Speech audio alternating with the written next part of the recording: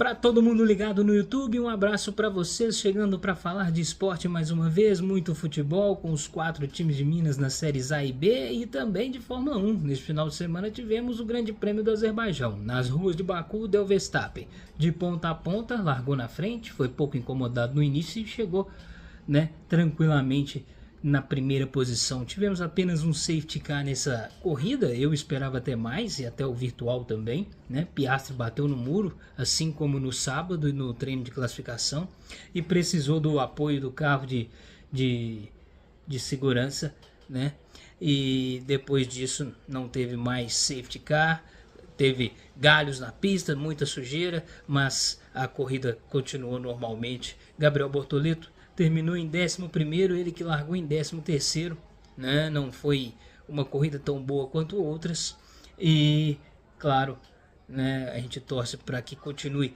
melhorando mais e mais nas próximas corridas. A classificação do Mundial de Pilotos tem aí o Piastri com 324, o Norris com 299 e agora Max Verstappen sobe para 255.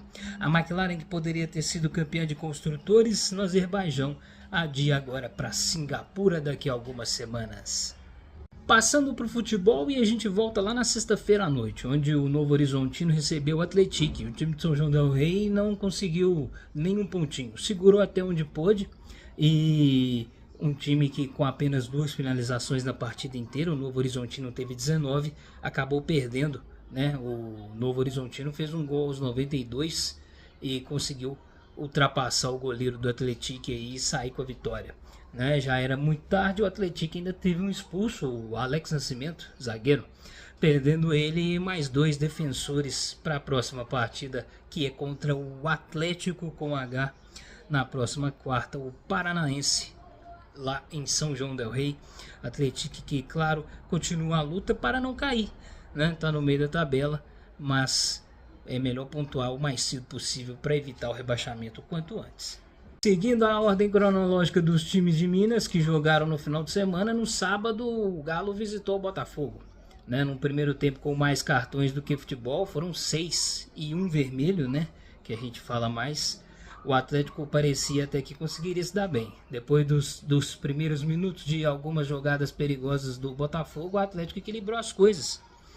Criou algumas oportunidades e ainda mandou uma bola na trave, mas não foi suficiente, ficou com a mais ainda aos 46, o atacante Ramos foi expulso, o espanhol Ramos deu uma cotovelada no Igor Gomes, precisou do VAR, até mesmo porque quase ninguém viu essa, era uma cobrança de escanteio ali do próprio Botafogo, e o atacante se desentendeu com o Igor Gomes. A tendência seria de um domínio maior do Galo no segundo tempo, O São Paulo até mexeu, tirou o amarelado Lianco, que não vem fazendo boas partidas assim como antes, e aí com 3 minutos o Atlético faz o favor de tomar o gol e o time morreu, o jogo acabou. O Atlético teve até 80% de posse de bola só na segunda etapa, o que não resultou em nada, Apenas 4 finalizações que nem incomodaram o goleiro da casa.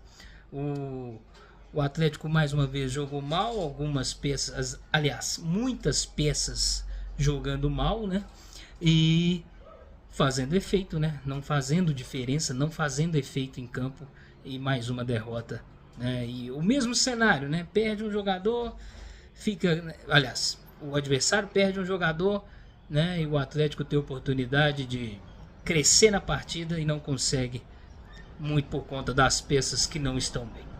Na próxima quarta-feira é Copa Sul-Americana, O jogo de ida ficou 2-2, a volta contra o Bolívar. O Atlético tem a obrigação de vencer, de classificar, tem um time melhor do que o Bolívar, mas não está jogando nada há muito tempo, E aí, se for contar toda vez com os pênaltis, uma hora vai dar errado.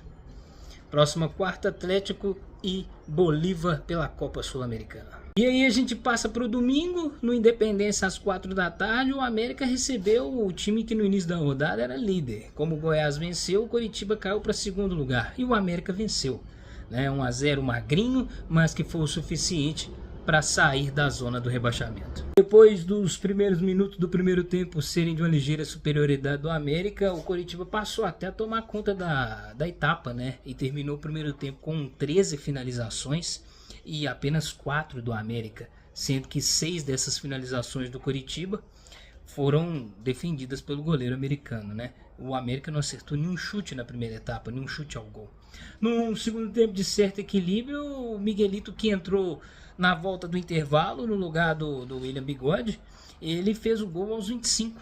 Aos 32, o América ainda teve um gol anulado, né? Poderia ser o gol da tranquilidade, mas ficou isso 1-0 até o final e o juiz deu bastante acréscimo. Aos 54, teve um pênalti anulado pelo VAR. O juiz foi lá conferir e não confirmou o pênalti, salvando aí o América, né? 1-0 e saindo da zona de rebaixamento também, que é o mais importante. A vitória, é claro, para sair da zona na frente do Botafogo, com um ponto a mais do que o time do interior de São Paulo. Na próxima quarta-feira, melhor, na próxima quinta-feira, na sequência do Campeonato Brasileiro da Série B, visita o Atlético Goianiense lá em Goiânia. Para fechar o futebol do final de semana, no domingo à noite, naquele horário que eu já falei, criminoso, hein? 8h30 de um domingo, não é legal não, mas enfim, Cruzeiro e Red Bull. Cruzeiro virou pela segunda vez seguida uma partida e venceu mais uma no Campeonato Brasileiro, encostando agora no Flamengo. Em um dos poucos jogos em casa onde o Cruzeiro não teve uma superioridade evidente, né? O Cruzeiro buscou a virada e com eficiência, claro. No primeiro tempo, que foi até equilibrado, o Bragantino dificultou as coisas. O jogo da Raposa, e em um dos momentos de mais força do time de São Paulo, o John ao quadrado, ele acertou um belo chute e quase foi para o intervalo na frente, né? Só que aí o Cruzeiro, no final ainda do primeiro tempo, o Lucas Silva recebe uma bola limpa, bonita, acerta um golaço no ângulo, lembrando até um pouco um gol que ele fez contra o Vasco em 2017, um golaço também. No segundo tempo, o Cruzeiro volta um pouco superior, mas ainda com dificuldades, né? Bragantino às vezes joga bem, mas perde, né? É esquisito o time do Seabra. O Seabra consegue armar um time que ele dificulta, incomoda o adversário, mas depois da Copa do Mundo também, ele, o Atlético, um dos que mais perderam partidas aí. E aí o Cruzeiro teve mais posse de bola, 60-40, mais finalizações, 8-4, mas quem trabalhou mais no segundo tempo foi o Cássio. Foram 3 defesas do Cássio, nenhuma do Cleito, até porque a bola do Cruzeiro que foi ao gol, ela entrou, que aí foi o Kaique, né, aos 77 minutos de partida, ele consegue fazer o gol numa assistência do Matheus Pereira, né? E aí o zagueiro do Bragantino até tenta tirar com a mão, mas a bola já tinha entrado.